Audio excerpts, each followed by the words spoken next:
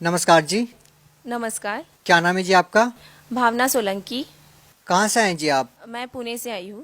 क्या करते हैं आप? मैं अभी स्टडी कर रही हूँ, मेरा प्लेन ग्रेजुएशन चल रहा है, बीएससी कर रही हूँ और उसके साइड बाय साइड मैं एविएशन एंड ट्रैवल मैनेजमेंट का भी कोर्स कर रही हूँ। संत रामपाल जी महाराज से कब जुड़े? संत रामपाल जी महाराज जी से हम 2006 में जुड़े हैं। संत रामपाल जी महाराज से नाम दीक्षा लेने से पहले आपका जो पारिवारिक भक्ति का माहौल क्या रहा है? क्या भक्ति साधना करते थे आप? संत रामपाल जी महाराज जी की शरण में आने से पहले मेरे दादाजी जो कि एक शिव भक्त थे, काफी बड़े, और वो एक किस्म से पंडित थे जो कि मतलब सारे लोगों का झाड़ फूक करना वगैरह, तो हम भी उन्हीं को फॉलो करते थे। और कुलदेवी जी जो हमारी माता जी दुर्गा जी थी, तो हम उनकी भक्ति साधनाएं करते थे। और अन्य भी जितने देवी देवताएं हैं उनकी भक्ति साधनाएं, पूजा अर्चनाएं हम करते थे, उनके व्रत वगैरह करते थे, ये सारी चीजें करते थे। तो फिर जब आप साधना कर ही रहे थे तो फिर संत रामपाल जी महाराज जी की शरण में आने की क्या जरूरत आन पड़ी? वो साधनाएं हम कर रहे थे, लेकिन जब हमने संत रामपाल जी महाराज जी का सत्संग सुना तब हमें पता चला कि ये जितनी भी साधनाएं हम कर रहे हैं ये सब हम बस एक कहीं सुनी पे कर रहे हैं कि इसने बोला उसने बोला, उस आधार पे कर रहे थे। हमारे पास में कोई बेस नहीं था, कोई प्रूफ नहीं था कि जो चीज हम कर रहे हैं क्या उसका कोई सबूत भी है, क्या वो हमारे शास्त्रों के आधार पे है।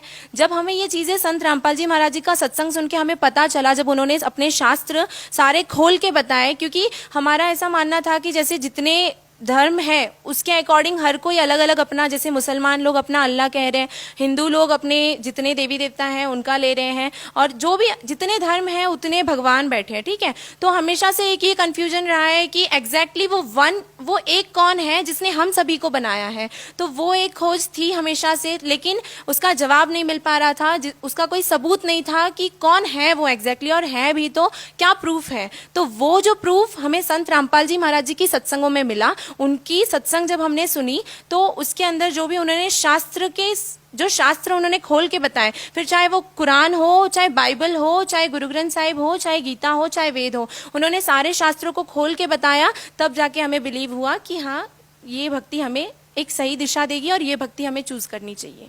भावना जी, क्या रियली आपको लगता है कि आज तक किसी भी संत ने वो बातें नहीं बताई जो संत रामपाल जी महाराज ने बताई है?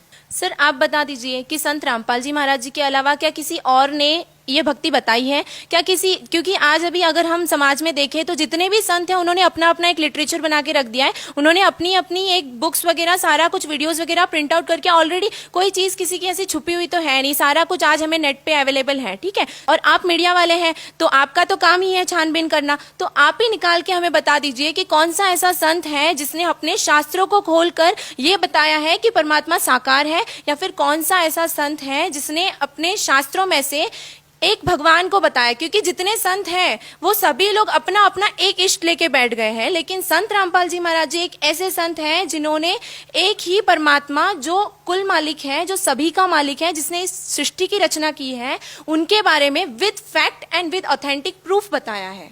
भावना जी, काफी लंबा अरसा हो गया है आपको संत रामपाल जी महाराज जी से नाम लिए हुए। हम आपसे जानना चाहेंगे कि संत रामपाल जी महाराज जी से नाम दीक्षा लेने के बाद आपको क्या क्या लाभ मिले?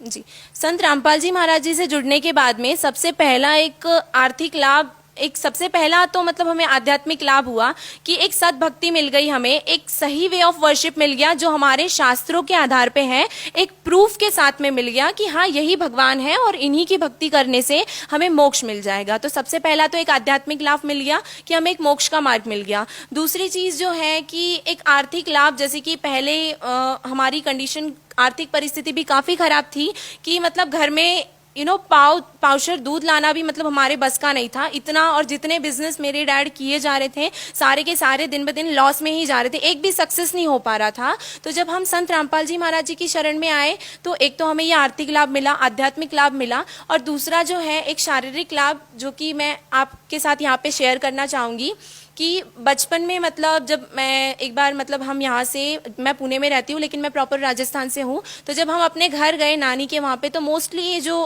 भूत प्रेत जो लोग जो होते, जो हम कहते हैं ना, वो होता ही है मोस्टली गाँवों में, ठीक है।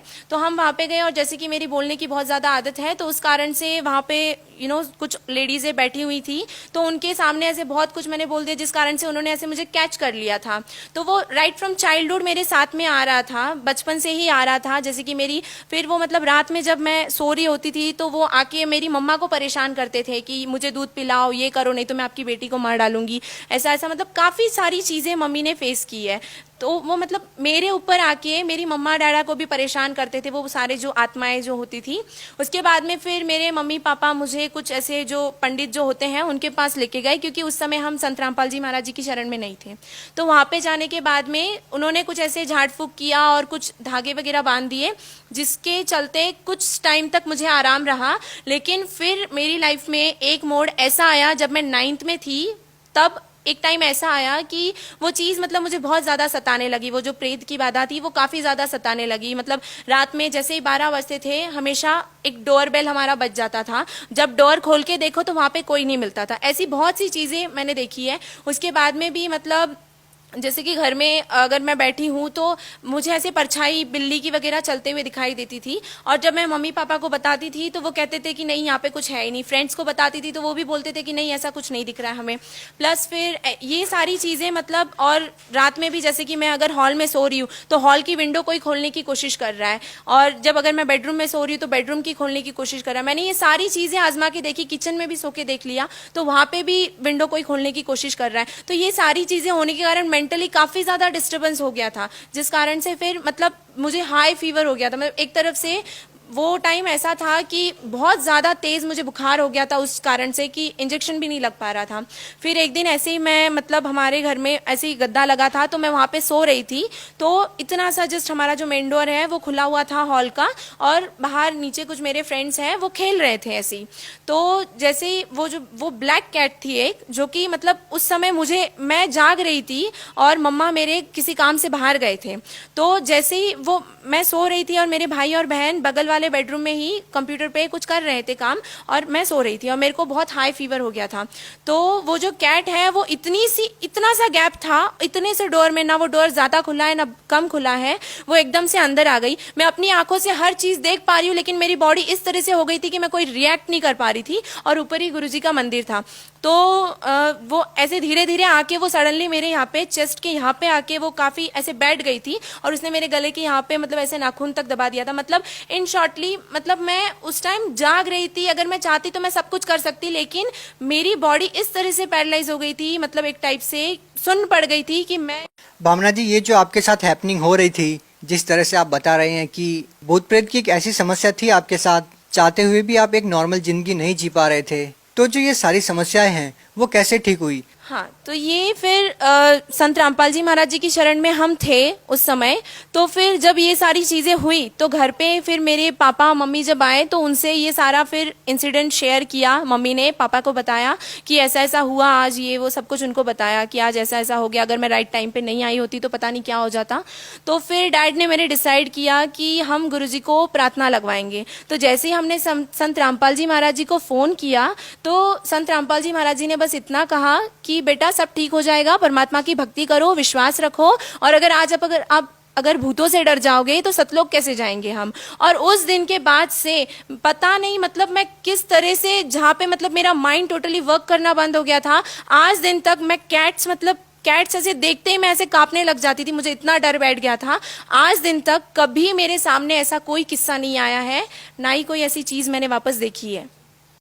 बहन जी, देखिए, एक ऐसा दौर है जो बाबाओं को एक ऐसे नजरिए से देखा जा रहा है कि सबके सब एक जैसा, अगर एक लाइन में खड़े करके देखें, सबके बारे में एक ही धारणा बनती है कि सबके सब ढोंगी और पाखंडी है। एक ऐसे वर्तमान दौर में आप संत रामपाल जी महाराज को, अपने गुरु को कहाँ खड़ा पाते हैं और क्या सोचते हैं उनके बारे में? एक ऐसे दौर में कि जहाँ पे अगर हम कंपैरिजन करने जाए तो देखिए कि कंपैरिजन करो भले, लेकिन एक फैक्ट के साथ में करो, एक प्रूफ के साथ में कंपैरिजन करो। क्योंकि आज हम लोग सिर्फ कहीं सुनी पे बिलीव करते हैं। अगर कोई बाबा, अभी जैसे संत रामपाल जी महाराज जी जो भी लोग उनके बारे में जो भी सोच रहे हैं कि वो जेल में है या फिर जिस भी कैटेगरी में उन्हें खड़ा कर रहे हैं, जस्ट एक रिक्वेस्ट है कि उन्हें किसी भी कैटेगरी में खड़ा करने से पहले एक बार आप उनके एपिसोड्स देखिए, उनके वीडियोस देखिए, जो वो सत्संग करते हैं वो देखिए और उसके बाद में डिसाइड कीजिए कि वो कौन सी कैटेगरी में खड़े होते हैं। क्योंकि उनकी सत्संग्स में अगर आप देखोगे ना तो एक भी चीज ऐसे मनमाना आचरण टाइप वो कुछ भी नहीं बताते, अपने मन से कोई चीज वो नहीं बता रहे, वो हर चीज एक बुक अपने शास्त्रों को खोल के लाइन टू लाइन आपके सामने रीड करके फैक्ट्स के साथ, प्रूफ्स के साथ में आपको डिस्क्राइब कर रहे हैं। और बाकी जितने संत हैं, अगर आप उनके सत्संग एपिसोड्स देख लो, उनके अंदर नाच गाना बजाना ये सारी चीजें चालू होती है। तो अब हम भक्त समाज या फिर ये जो समाज है आज का, इतना समझदार तो है, हमें परमात्मा ने इतनी बुद्धि तो दी है कि हम खुद डिसाइड कर सकते हैं कि क्या सही है क्या गलत है। बहन जी, ऐसा भी सुनने को मिला कि संत रामपाल जी महाराज विश्व के सभी धर्मगुरुओं को एक मंच पर आने के लिए न्योता भी दिया और उन्होंने काफी संतों के साथ ज्ञान चर्चा भी की है मीडिया के माध्यम से। तो उसका रिजल्ट क्या निकलता है? आपके विचार में जो वो ज्ञान चर्चा है वो कितनी सार्थक रही और उसका क्या परिणाम निकला? संत रामपाल जी महाराज जी ने जब सारे विश्व के जितने धर्मगुरु हैं, नॉट ओनली सिर्फ इंडिया ही की बात नहीं ले रहे हम, सारे विश्व के जितने धर्मगुरु हैं सभी को आमंत्रण दिया था, ठीक है। तो जितने भी यहाँ पे ज्ञान चर्चा करने के लिए आए, अगर वो रियल होते, अगर उनके पास सच में कोई ज्ञान होता ना, तो शायद वो डिबेट और आगे तक जाती। लेकिन जब उनके पास में कोई फैक्ट के साथ, कोई प्रूफ के साथ उनके पास कोई ज्ञान ही नहीं था, तो फिर वो क्या डिबेट करते। और इस चक्कर में ये डिबेट ज्यादा देर तक भी नहीं चल पाया, क्योंकि जब उनके पास कोई ज्ञान ही नहीं है तो वो क्या डिबेट करें। आपका मानना है कि क्या संत रामपाल जी महाराज ने सभी धर्मगुरुओं को निरुत्तर कर दिया? जी हाँ, बिल्कुल। संत रामपाल जी महाराज जी ने सभी को निरुत्तर किया है, वो भी अपने मन से नहीं, उन्हीं की किताबों से, अपने ही हिंदू धर्म के या फिर जितने भी धर्म हैं, अपने ही शास्त्रों को लेके उन्हें निरुत्तर किया है। संत रामपाल जी महाराज जी के बारे में और कुछ कहना चाहेंगे? क्योंकि आपने काफी लंबा अरसा संत रामपाल जी महाराज जी की शरण में रहते हुए हो चुका है, कोई और लाभ बताना चाहेंगे आप? जी हाँ, एक्चुअली मेरी जो छोटी बहन है, जिनको सर मतलब हेड में यहाँ पे सेंट्रल पार्ट पे एक कीड़ा लग गया था, जो कि फिर उसने धीरे धीरे इतना प्रोग्रेस कर लिया कि वो ऑलमोस्ट उनका पूरा माइंड उन्होंने खा लिया था। तो जब हम डॉक्टर्स के पास गए तो डॉक्टर्स ने बोल दिया कि ये बच्ची ज्यादा बचेगी भी नहीं। उस टाइम वो काफी छोटी थी, लाइक 4 से 5 साल की होगी, तो वो काफी छोटी थी। तो डॉक्टर्स ने भी बोल दिया था कि ये बचेगी नहीं, एक तो छोटा सा बच्चा है, उसका माइंड कितना है, तो वो ऑलमोस्ट पूरा खा लिया था। फिर जब डॉक्टर्स ने बोल दिया कि वो बचेगी नहीं, तो हमें टेंशन होने लगी। हमने संत रामपाल जी महाराज जी के यहाँ पे प्रार्थना लगवाई, उन्हें आश्रम लेके गए हम। तो आश्रम लेके जाने के बाद गुरुजी ने उनको आशीर्वाद दिया और उन्हें एक चरणामृत का बॉटल दिया और प्रसाद दिया, और गुरुजी ने बोला कि बेटा भक्ति करो, परमात्मा सब ठीक कर देगा। तो फिर जब हम हॉस्पिटल गए तो उनसे गुरुजी ने बोला कि साइड बाय साइड आप ट्रीटमेंट भी चालू रहने दो। तो हमने उनका ट्रीटमेंट चालू रहने दिया। तो कुछ ही महीनों में या फिर 1-2 महीने में वो पूरा क्योर हो गया। उसके बाद में क्योर हो गया तो डॉक्टर भी शॉक रह गया कि ये ऐसे कैसे हो गया, सेम डॉक्टर वो शॉक हो गया। फिर उसके बाद में डॉक्टर ने बोला कि ठीक है, ठीक तो हो गए हो, लेकिन इनको बाल नहीं आ पाएंगे, बिकॉज ये जो हैंड पे जो अपना स्किन होता है ना, एग्जैक्टली ऐसा स्किन उसके सर में बन गया था। तो डॉक्टर्स ने बोला कि हेयर्स का आना पॉसिबल ही नहीं है। फिर हमने गुरुजी को प्रार्थना लगवाई कि गुरुजी डॉक्टर्स ऐसा ऐसा बोल रहे हैं। तो गुरुजी ने बोला कि कैसे नहीं आएंगे, जब परमात्मा साथ है तो फिर आप क्यों डर रहे हो। और आज अगर आप उनके हेयर्स देखोगे ना, उनके हेयर्स घुटनों तक गिरते हैं। इतने लंबे बाल मेरे घर में किसी के नहीं है। बहन जी, आपसे एक और बात जानना चाहेंगे कि आध्यात्मिक लेवल पर जब हम संत रामपाल जी महाराज जी के बारे में जानते हैं तो लाखों लोग सामने निकल कर आते हैं कि उनका शारीरिक, मानसिक, आर्थिक किस तरह से उनको लाभ मिला है। यही हम बात करें उनके सामाजिक उत्थान के बारे में, तो हम आपसे जानना चाहेंगे कि संत रामपाल जी महाराज का सामाजिक उत्थान में क्या योगदान रहा है?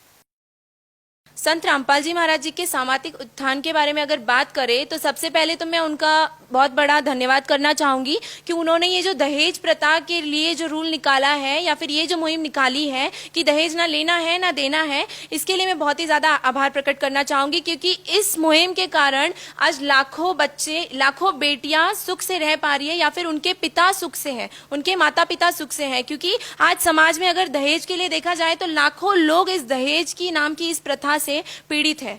क्योंकि हर दूसरे घर में एक बेटी है जिसकी शादी उनके माँ बाप को करनी पड़ती है, और उसके साथ आज के इस समाज के इस दौर के हिसाब से बहुत बड़ी मात्रा में उन्हें दहेज इकट्ठा करना पड़ता है, जिसके कारण बहुत से बाप आज परेशान है। दूसरी चीजें ये है कि जो नशा मुक्ति का ये भी जो एक मुहिम संत रामपाल जी महाराज जी ने चलाई है, बहुत अच्छी, इसके लिए भी एक बहुत बड़ा थैंक्स उन्हें देना चाहती हूँ, क्योंकि आज के इस समाज में देखोगे ना तो हर दूसरा इंसान नशा कर रहा है, नशे का शिकार बन रहा है। हर दूसरा इंसान, किसी को कोई स्ट्रेस आ गया तो वो इंसान नशा कर रहा है। लेकिन संत रामपाल जी महाराज जी की शरण में आकर ये जो नशा मुक्ति की जो मुहिम है ये काफी ज्यादा लाभदायक है। अंतिम सवाल, संत रामपाल जी महाराज जी के बारे में विश्व को आप क्या संदेश देना चाहेंगे? संत रामपाल जी महाराज जी के बारे में एक ही चीज बोलना चाहूंगी कि आज वो जिस जगह पे हैं या फिर आप उनको जिस भी कैटेगरी में खड़ा करके आप ये सोचते हो कि हाँ जो बाकी के संत जैसे जेल में हैं या जो भी है, उस आधार से अगर आप देखोगे उन्हें तो शायद आपका ये मनुष्य जन्म जो कि बहुत ही दुर्लभ है ये वेस्ट हो जाएगा।